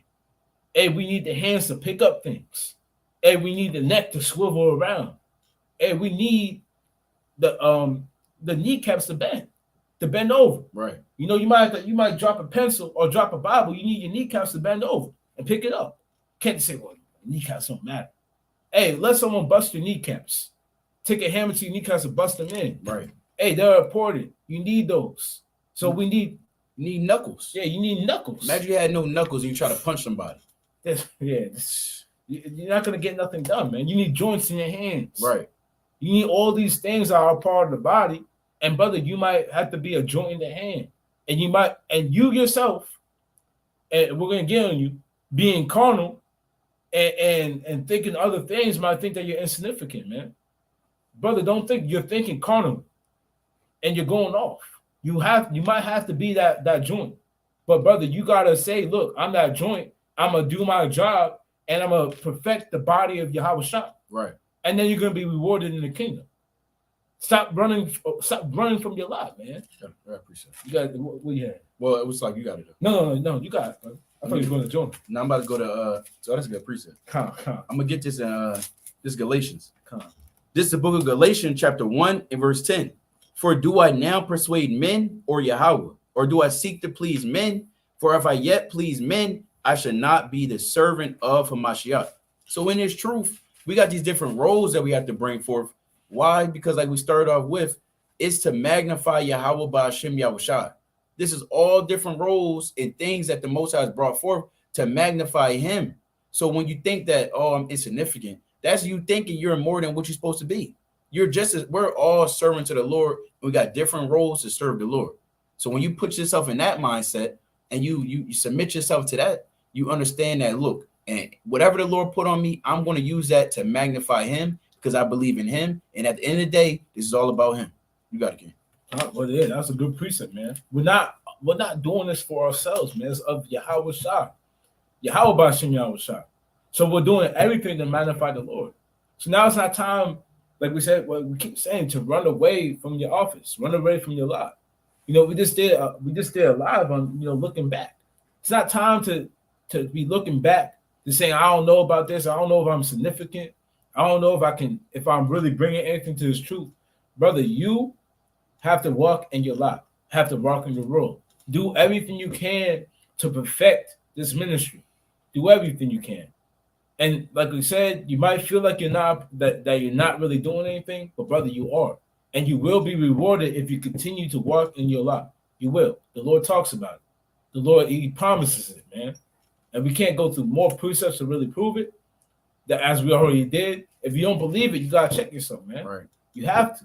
Because you were given the lot, you were given the rule. You coming into the camp, even coming into the truth. That's the Lord calling you to take part of this work, man. The Lord saying, hey, take a role in this truth and put your hand to the plow. So you gotta walk in your role.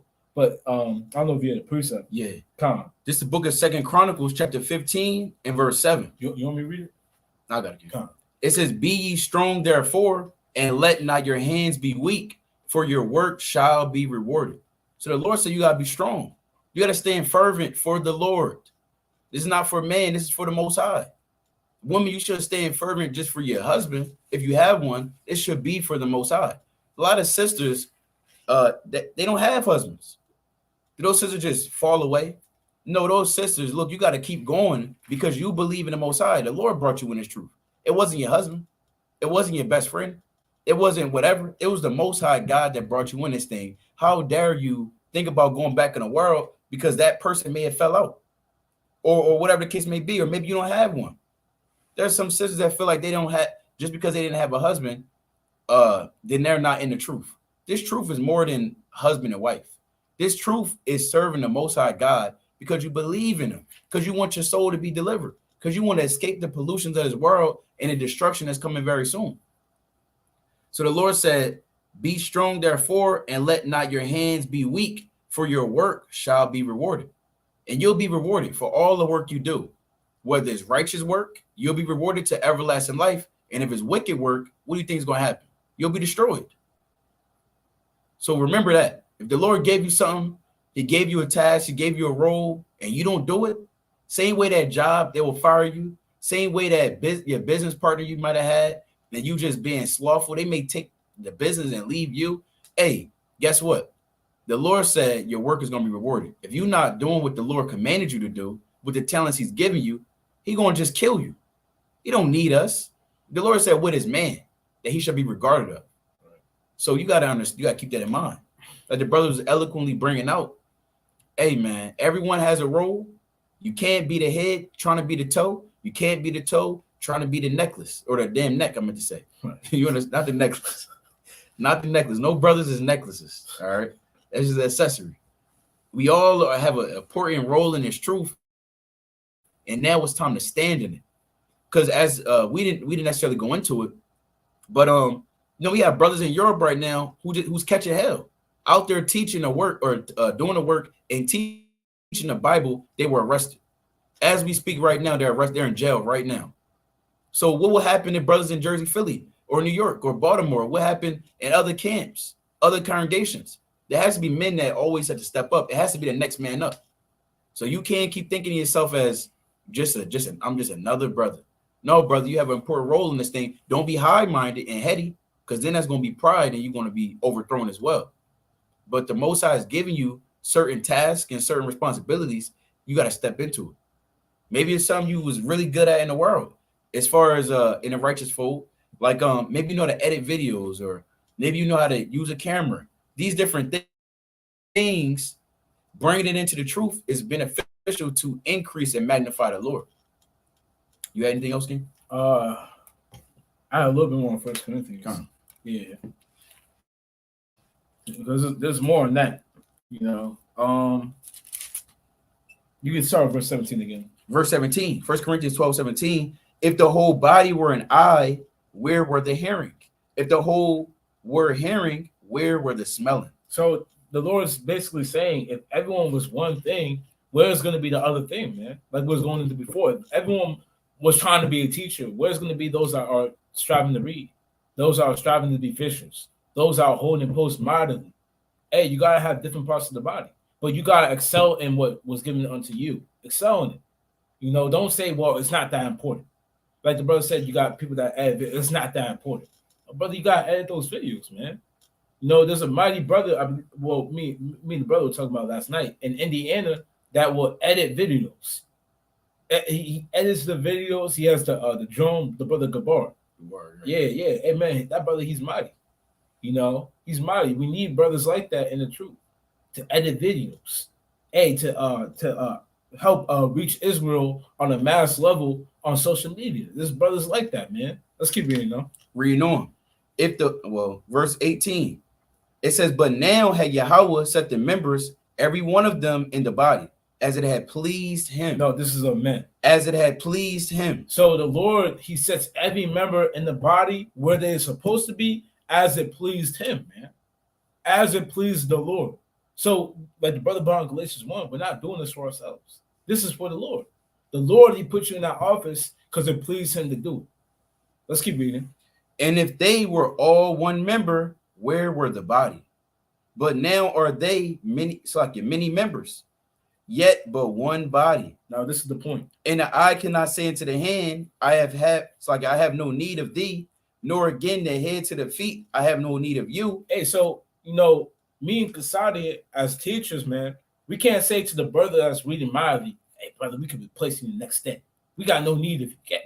You might as well stay at home, man. Right. We'll hold it down. No. We need the brothers that can read, man, that can uplift their voice, man. We need the brothers that can hold post. We need the brothers, hey, scribes, hey, the recorder. Hey, we need all those people. We need them.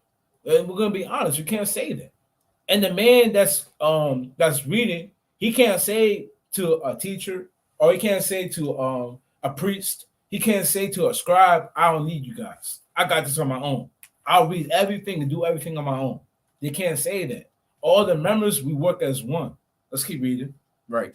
That's like being a one-man army. Yeah, like, yeah, keep reading, Ken. It says, nay, much more these members of the body which seem to be more feeble. Which what? Which seem to be more feeble. And which seem to be more feeble, meaning more weaker or lesser, or what? Are necessary. Or what? Are necessary. Are necessary. And this is the key point. This is all those that were saying or thinking in their mind, I'm not doing too much. Or my role is not that important. This is a cut to you guys. We're getting on you, man. This is a cut. Reading on. And those members of the body which we think to be less honorable. Which you might think in your mind to be less honorable. I can never teach. I don't know about that. I can't do this. I can't do that. I'm just here. Which think to be less honorable. Read. Upon these we bestow more abundant honor. We do what? We bestow more abundant honor. Hey, you gotta bestow more abundant honor to those that are doing the things behind the scenes, man. Those that are putting in the as we say, putting in the work that's not really seen. Hey, when you see the men, well, let's just reference it to football, man. Everyone's looking at the quarterback. Hey, but who's talking about the O-line, man? The men that are putting in that work that aren't really seen. Right. Who's talking about the defensive linebackers, man? Who's talking about the fullback? Right. Hey, these are all roles that might not be seen on a high level, but you gotta give honor to those people because without that O-line, man, that QB is nothing. If the quarterback had no O-line and you just had all these men rushing at him, he's nothing. I don't care who you are. Right. So we gotta give more honor to those that you might say, well, that's nothing. I could be an offensive linebacker, and you really can't, man. Why? Because you're looking at it as less honorable because they're not the quarterback. They don't got the eyes on them. Hey, but they're necessary. So the Lord said we got to give more honor to those that are, we got to bestow more abundant honor onto those that we think are less honorable. And you might think that in your mind that you're less honorable, but the Lord, he gives you more honor. That's the Lord saying this, man. Let's keep reading. And our uncomely parts have more abundant comeliness. Have what? Have more abundant comeliness. Have more abundant comeliness, man. There's a little bit more on that, though. For our comely parts have no need, but Yahweh had tempered the body together, having given more abundant honor to that part which lacketh. So the Lord said he gave more abundant honor to the parts which lack, man. Let's keep reading. This is a mighty point. Come. That there should be no schism in the body. That there should be what? That there should be no schism in the body. But what? But that the members should have the same care one for another. So we gotta have the same care one for another. We are all a body working for the Lord, man. No schisms, no dividing, no thinking that you're higher than one man, no thinking that hey you're lower than one man. No schisms. You gotta be working as one. Right. All following in our rules that we were appointed to by the Most High God. And if you don't know what your role is, man, like we said before, search it out or ask the Lord, man. You should not be observing the kingdom just in the back. You're just in the back observing. Hey, know your role and follow in it, man. And like we said, don't try to be like the next man. Know your role, man. Know what you fall into. Let's keep reading. Read on. It says, now ye, it's like verse 26. Verse 26. And whether one member suffer, all the members suffer. So if one member suffers, all members suffer. Read. With it. Or one member be honored, all the members rejoice with it. Now ye are the body of a Mashiach, and members in particular. Now this is the last point. Read. And Yahweh has set some in the church, first apostles. So he said apostles. Read.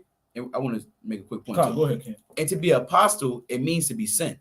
So to be an apostle, there are certain men that the Lord has chosen to be sent to different cities and go over different cities and build up those different cities. you can't bring everybody out there. You know, certain people they don't know how to it's just not for everybody. Like as in teaching is not for everybody as far as on a high level, or like reading isn't for everyone, or holding a post isn't for everyone. Some brothers they may be just drifting off. So there's different things to every single person. And when the Lord is making it like this and putting in a hierarchy, it's not to say that the others are not important. It's just showing how the Lord values the church and setting it in order. But the whole church wouldn't be the church if it was just all apostles, if it was just all teachers, if it was just all prophets, if everyone just all did the exact same thing, that would not be a body. You got to keep. Right. Well, we can keep reading, and the brother said perfectly, man. We just wouldn't be a body if there wasn't a diversity among the members, man. We're all just one thing. You can't have that. So let's keep reading, okay? And Yahweh has set some in the church, first apostles, secondarily prophets, thirdly teachers, after that miracles, then gifts of healing, helps. So yeah, gifts of healing. You have people that have gifts of healing, like the brother was bringing out. You might be able to heal someone on a spiritual level. It also said helps. You might be a so-called, and we're gonna say a so-called help me in the truth. And we're not talking about the carnal help me, but though someone that you can call for help, man. Help with a spiritual matter. Even counseling. Even to help, like, brother, I need a brother that you can call and he's going to come through for you, man. Hey, brother, I need help with this situation. I'm not talking about, but, right. on a righteous matter, man. I need help with this situation. And that brother, he'll be there for you. You got brothers like that in the truth. Let's keep reading. It says helps, governments, diversities of tongues. Are all apostles? Are all prophets? Are all teachers? Are all workers of miracles? So are all these people is someone all these things? There's one that's I'm this, I'm that. It's gonna say reading on. Have all the gifts of healing? Do all speak with tongues? Do all interpret? But covet earnestly the best gifts, and yet show I unto you a more excellent way. So the Lord said, covet earnestly the best gifts, yet I shew unto you a more excellent way. So what he was asking before was, what we'll say, a rhetorical question. Not everybody can interpret tongues. Not everybody can speak fluent Spanish. Not everybody has the ability to heal somebody with their mouth, if you get what I'm saying, spiritually. Not everybody has the ability to uplift somebody, exhort. Not everybody has the ability or a high level ability to dive into prophecy, man. Not everybody. That's why we have a diversity. Like the example we said before. Me and this brother, we can't speak Spanish.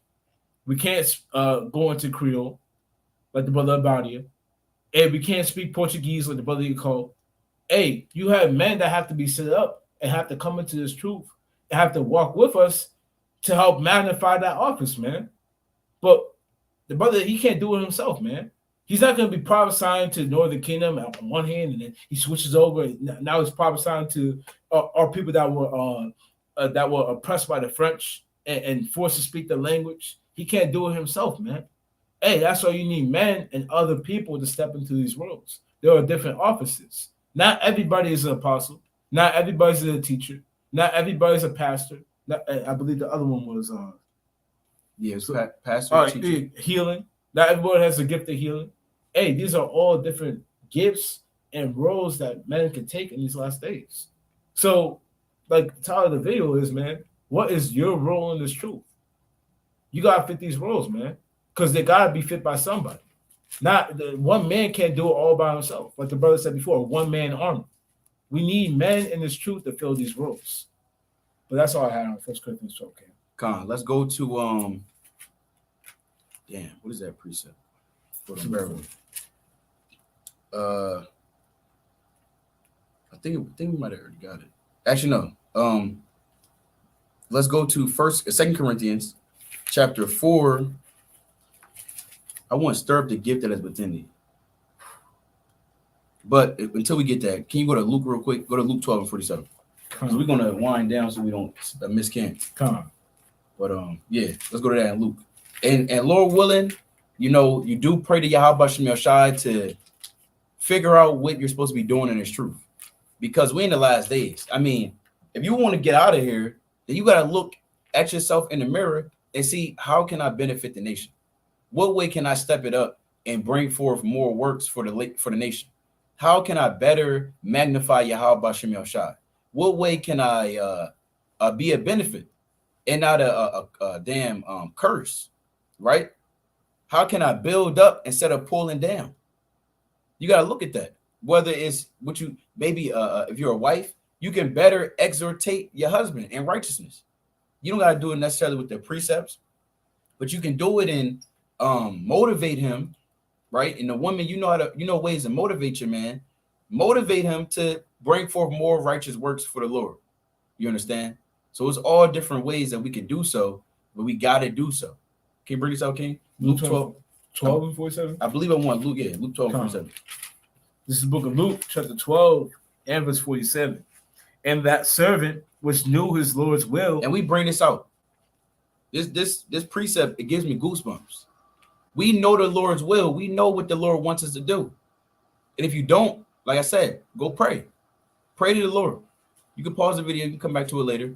Pray to the Most High that the Lord shows you and reveals to you what you have to do to please him, to do his will, to magnify him.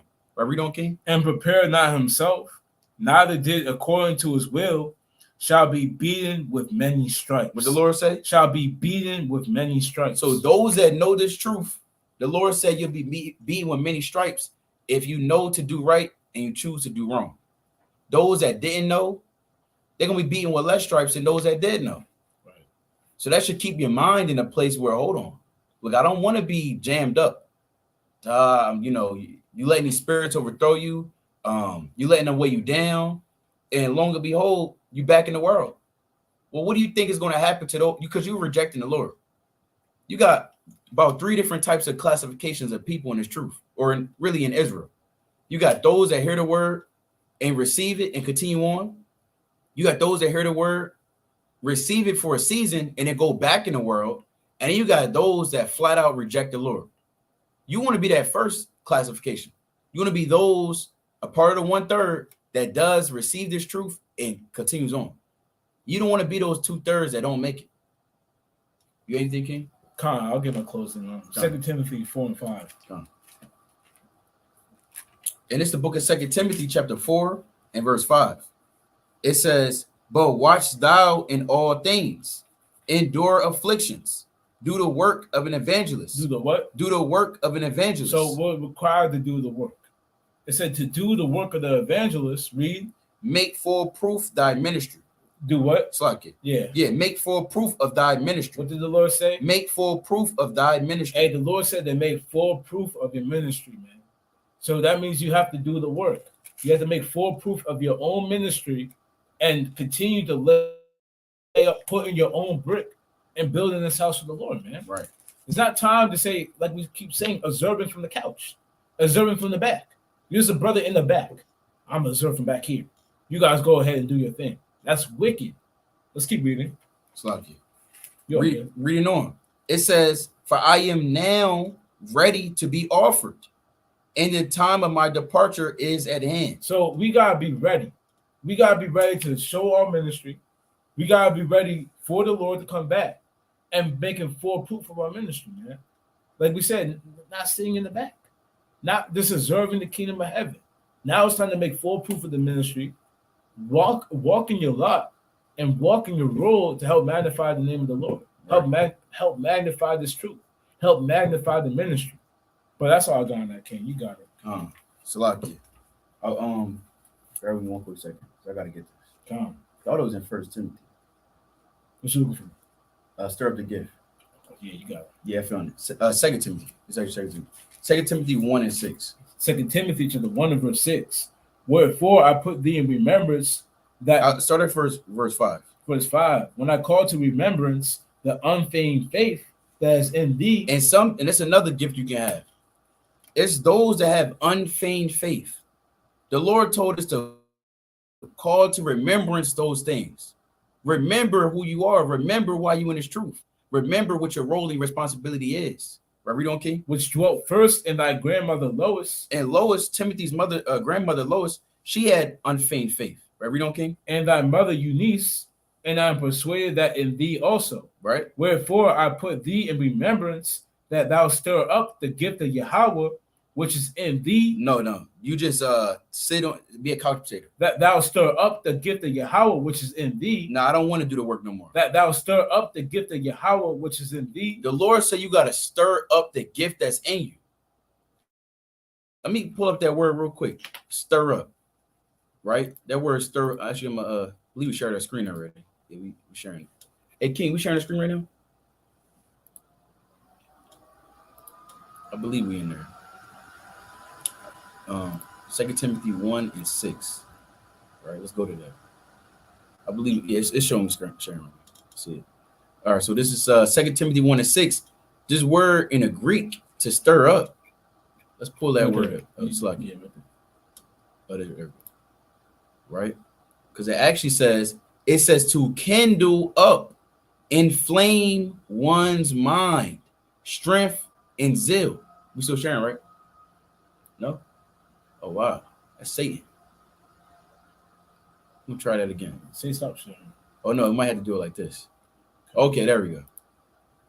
All right, so the word to stir up in the Greek, it means to kindle up, inflame one's mind, strength, zeal. That's what it means to stir up something. So you gotta inflame your mind. Lord willing, through the Spirit, we inflamed your mind and kindled your mind and kindled your zeal to come back and do the works that the Most High has required us to do. Right? To do the works that the Most High has required us to do. Can you read that again, King? Come. Wherefore I put thee in remembrance that thou stir up the gift of Yahweh, which is in thee by the putting on of my hands. Right. So in the ancient time, during the time of the apostles, they were able to lay hands through the Holy Spirit for the next person to receive the Holy Spirit. Right. Now we can't necessarily do that, right? But through the Spirit of us going to this lesson, going through this live, and you reading and following along as well, and taking notes, hopefully, a Most High willing, we put hands on you to kindle up that spirit that's in you, so you can bring forth those righteous gifts of Yahweh B'Shem Yahushai to magnify His name, and so that we can get out of here. But you had anything else, King? With that, we won't bid a strong shalom. Continue to watch for these prophecies. Of course, we give all honor and glory to Yahweh B'Shem Mashiach Umalak Yahushai. His brother Kasadia, brother Yatazamah, Kwame Asharala. Shalom. Shalom.